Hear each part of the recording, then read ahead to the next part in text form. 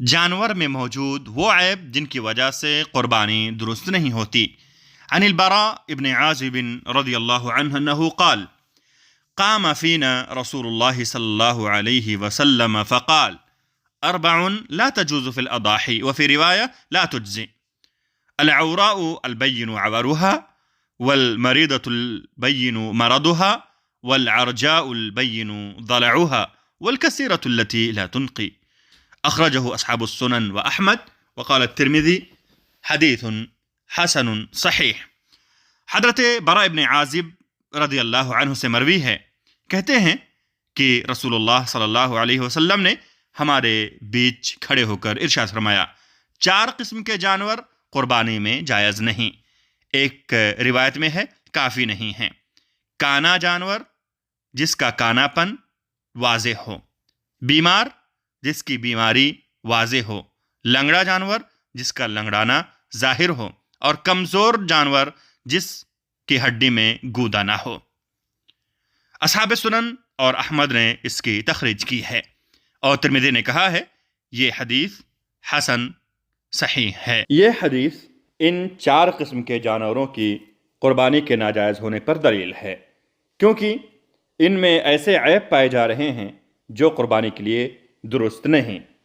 انہی پر دوسرے عیوب کو بھی قیاس کیا جائے گا جو ان کے برابر یا ان سے بڑھ کر ہوں گے، کیونکہ شریعت 2 ہم مثل چیزوں کو الگ اور 2 الگ چیزوں کو یکجا نہیں کرتی ہے۔ پہلا عیب، ایسا کانا جانور جس کا کانا پن واضح ہو، یعنی وہ جانور جس کی آنکھ دھس گئی ہو یا باہر آ گئی ہو۔ اگر جانور کے آنکھ پہ سفیدی ہو اور بالکل ختم نہ ہو تو اس کی قربانی جائز ہوگی، کیونکہ اس کا کانا پن ظاہر نہیں ہے۔ کانے کے حکم میں اندھا بدرجہ اولا شامل ہوگا، اور وہ بھی قربانی کے لیے درست نہ ہوگا گرچہ اس کی آنکھ دھسی نہ ہو، کیونکہ اندھا پن اسے اپنے ساتھیوں کے ساتھ چلنے سے مانع ہوگا اور وہ چرنے میں ان سے پیچھے رہ جائے گا۔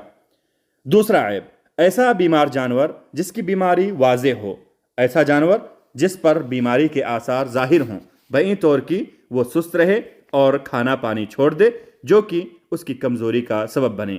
انہی میں سے جرب یعنی کھجلی بھی ہے، جس سے گوشت اور چربی خراب ہو جاتا ہے اور بسا اوقات کھانے والے کے لیے نقصان دہ بھی ثابت ہوتا ہے۔ تیسرا عیب، ایسا لنگڑا جانور جس کا لنگڑا پن ظاہر ہو۔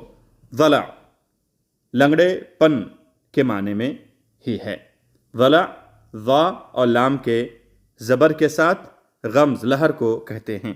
پس عرجا وہ جانور ہوا جس کے چلتے وقت اس کے ہاتھ یا پیر میں پیدائشی طور پر یا بعد میں کسی بیماری کے سبب لہر نمایاں ہو، اور واضح لنگڑا پن کا مطلب ہے کہ وہ اپنے ساتھیوں سے چلنے میں پیچھے رہ جائے۔ اسی کے ضمن میں کسی آفت کے سبب چلنے سے عاجز جانور بھی آئیں گے، کیونکہ یہ واضح لنگڑے جانور کی بنسبت بدرجہ اولا قربانی کے قابل نہیں ہوں گے۔ اسی طرح ایک ہاتھ یا ایک پیر کٹا جانور کا بھی حکم ہوگا، اس لیے کہ اس میں لنگڑے کے مقابلے زیادہ عیب ہے، اور اس میں سے تو پورا ایک مطلوبہ عضو ہی غائب ہے۔ چوتھا عیب، وہ کمزور جانور جس میں گودا نہ ہو۔ لا تنقی یعنی لا نقیہ لہا، اور نقیون نون کے زیر اور قاف کے سکون کے ساتھ کا مطلب ہے جس میں کمزوری کے سبب گودا ہی نہ ہو۔ اس طرح کے جانور کا گوشت عام طور پر اچھا نہیں ہوتا، لہٰذا اگر عیب معمولی ہو تو اس کا اعتبار نہ ہوگا، جیسے کہ اس کے آنکھ میں باریک سا نقطہ پایا جانا یا معمولی لنگڑا پن جس کے سبب جانور اپنے ساتھیوں سے پیچھے نہ رہ جاتا ہو، تو اس کی قربانی درست ہوگی۔ اسی طرح اس کمزور بکری کا بھی حکم ہوگا جو بالکل ہی کمزور نہ ہو۔ حدیث کا مفہوم تو اسی بات پر دلیل ہے کہ یہ چاروں اور ان جیسے عیوب کے علاوہ دیگر عیوب قربانی کے لیے مانع نہ ہوں گے، کیونکہ حدیث میں بیان اور حصر کا معنی پایا جاتا ہے۔ کیونکہ یہ سوال و جواب کی صورت میں وارد ہے، لیکن درست بات یہ ہے کہ یہ خطبہ اور اعلان کی حالت کی بات ہے، جیسا کہ برا رضی اللہ عنہ کے قول قام فینا سے واضح ہے۔ اور اگر ان چاروں عیوب کے علاوہ کوئی اور عیب قربانی کی درستگی سے مانع ہوتا تو اس کا ذکر کرنا لازم ہوتا، اس لیے کہ نبی صلی اللہ علیہ وسلم کسی چیز کی وضاحت کو حاجت کے وقت سے مؤخر نہیں کرتے تھے۔